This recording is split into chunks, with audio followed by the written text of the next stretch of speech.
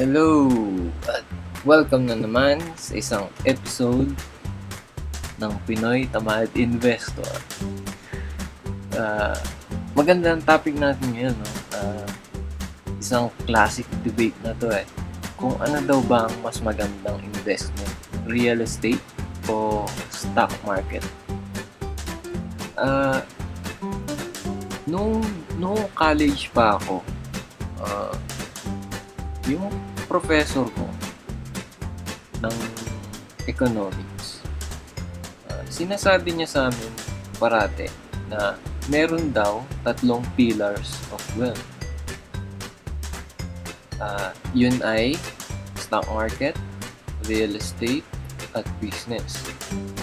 Ngayon, kapag nakuha mo yung 3 na yun, ibig sabihin, dire-diretso na yan.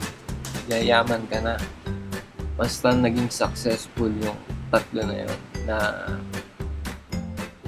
mag-venture ka doon sa 3 na yun. Ngayon, hindi ko naman sinasabi na mag-stick ka lang sa isa, stock market or real estate or business lang. Ang tanong na real estate versus stock market, kung ano bang mas maganda. Siguro yung tanong na yan ay galing sa tao na merong pera na pang-invest at iniisip niya kung saan niya muna ilalagay, kung ano yung mauuna. Kasi kung talagang gusto mong yumaman, dapat yung 3 na yun meron ka. Real estate, stock market, business. Ngayon, anong benefits ng bawat isa? Ang real estate, ang benefits niya, stable, nakikita mo yung binibili mo, nakikita mo yung bahay, natitirahan mo, pwede mong ipagmalaki. Sa stock market, hindi mo pwedeng sabihin na, may share ako ng PLDT, pero parang virtual lang lahat kasi paper lang dapat yun. Pero ngayon, wala nang paper dahil lahat online na. So, merong physical aspect yung real estate na pwede mong merong security sa feeling ng investor na eto, property ko to, kaya malakas sa moral ng investor kapag nag-i-invest siya sa real estate. So, stable ang real estate dahil tuloy-tuloy lang pagtaas niyan. Hindi naman nakakapag-produce ng lupa ang Pilipinas or ibang bansa. Although merong mga companies na gumagawa ng lupa, tinatabunan nila yung dagat, nagkakaroon ng bagong real estate. Pero ibang na yun, medyo wala pa sa atin na wala pa sa Pilipinas. Ano pa ba? Stable siya. Pwede siyang protection ng iyong sizable assets. So, kunyari, meron kang milyones dyan na gusto mong maging safe. Instead na nakakash lang yan, pwede kang bumili ng real estate. Safe yun. Usually, hindi naman bumababa yung price ng real estate. Tumataas pa nga yan pag gumanda yung lugar kung saan mo nabili.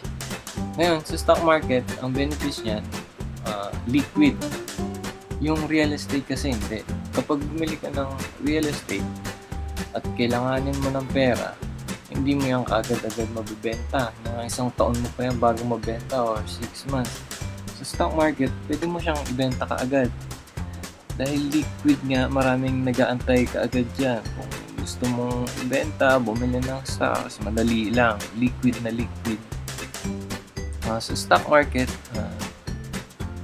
kung pagbabasihan ng research at saka yung historical return ng investment mo, kung tutusin, stock market ang mas mataas. So, ibig sabihin, mas malaki yung magiging return ng investment mo kung ang priority mo yung wealth accumulation, baga, growth ng pera mo. So, stock market ka. Pero kung gusto mo, protection, stability, real estate. Okay? Ngayon, ano naman yung mga cons, mga disadvantages? Ang real estate, prone sa mga calamity. Tulad nung Ondoy, Hayan, ang real estate market dyan bumagsak dahil sira lahat eh. So, yun. Ano pa ba? Yun, yung possible na masunugan ka, magkagera, political turmoil, apektado yung real estate mo. Yun, kung may magka-squatter, ako, hirap paalisin yan. May mag-squat sa iyong property. Ang disadvantages naman ng stock market, volatile. Ibig sabihin, taas-baba. Nagkakaroon ng mga market crash, mga financial crisis. Stock market ang pinakaunang naapektuhan yan. Nung nagkaroon ng mortgage crisis noong 2008, kahit sa real estate yung industry na yun, apektuhan pa rin ang stock market. Na hanggang ngayon, patuloy pa rin tayong nagre-recover dyan. Ang stock market, risky, mas risky siya. Dahil nga, kailangan mo mag-wealth accumulate, mas malaki ang return niya, mas malaki ang risk niyan. Dahil mabilis yung galawan ng price. Lalo na kung marami nagtitrade dun sa stocks na invested ka. Yun. So, kailangan mo lang i-gauge kung ano ba yung appetite mo for risk. So, ang debate na real estate versus stock market, hindi yan nagdedepende sa kung ano yung sinasabi ng karamihan na mas maganda. Ang nagdidikta niyan, yung pagkakakilala mo sa sarili mo. Kung gaano mo kadali na ma-overcome yung feeling na yung investment mo ay nate-threaten. So, for example, sabihin na natin na lahat ng pera mo in-invest mo sa stock market. Ang gusto kong sabihin sa'yo, yung kaya mo bang sikmurain na unang araw pa lang ng pagpili mo ng stock, bumaba na kaagad yung 1 million mo to 500,000. Kaya mo ba yun? Hindi ka ba kinakabahan sa ganun? So, kung kinakabahan ka sa ganun, mag-real estate ka na lang dahil hindi ganun bababa ng ganun kalaki yung pera mo. Di ba na lang kung pagkabili mo ng property nagkaroon ng gera dun o nagkaroon ng baha. Yun yung sinasabi ko na kung pagkakakilala mo dun sa sarili mo, kung ano yung personality mo, kung ano yung character mo, dun ka. Malinaw ba yun? Ngayon, idagdag mo pa dyan yung management nung investment mo. Sa real estate, medyo mataas ang pain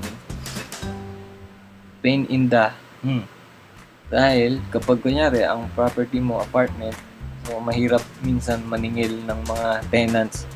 Yung iba dyan naninira pa, ito pa magbabayad. So yung management nun medyo mahirap.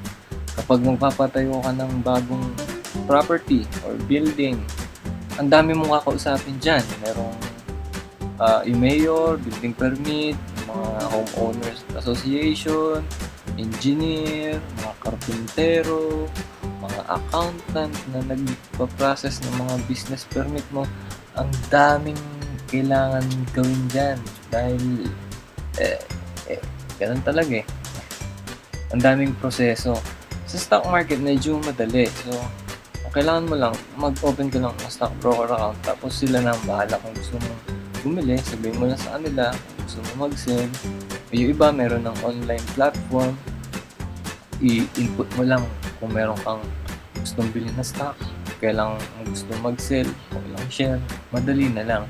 So, kung pagbabasihan yung management nun, sasabihin ko mas madali yung stock market, yung pag-invest sa stock market kaysa sa real estate.